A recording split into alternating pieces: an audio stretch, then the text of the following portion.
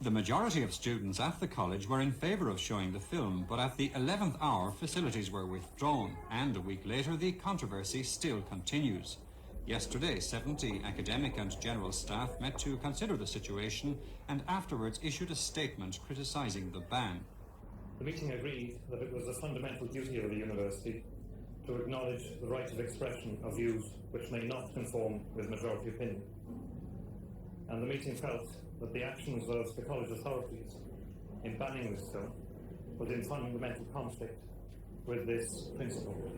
The Film Society still insists that the college was wrong to ban the screening and has welcomed the stand taken by the staff. Well, I think a week later now we're even more convinced that the decision was unwise and wrong by the university to ban the film.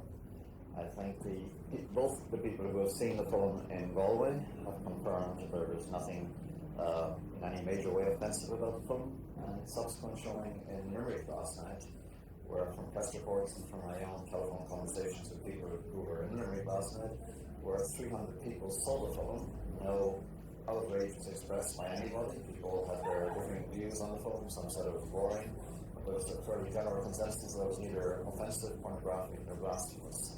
Well, Dr. Gault, can I ask you, what was the general mood of the meeting today, and what do you think is the mood of college staff generally in relation to this banning? Well, no, I really can't claim to speak on behalf of college staff generally. I might say something about the people who attended the meeting. As I said, there were about 80 people present there, and without exception, I think people present were very unhappy about the decision of the present college authorities last week in banning this film. Were you challenging that decision or simply asking him to explain why it was taken? We are not formally going to ask him to explain why the decision was taken. That decision is over, it's passed. What we want to ensure, I think, is that decisions like this are less likely to be taken in the future.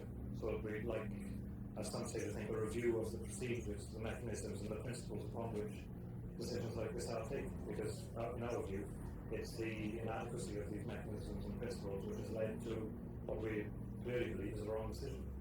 But what about moral principles? Certainly moral principles are vital in the running of a university, and that must be a great concern to all of us within it.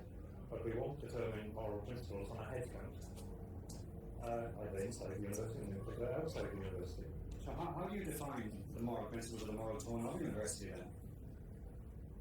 Well, the moral tone of the university is that it should have an absolute commitment to the preservation, dissemination and discovery of truth and wisdom. We should hold the absolute right to freedom of speech and of intellect and so on, things along these lines.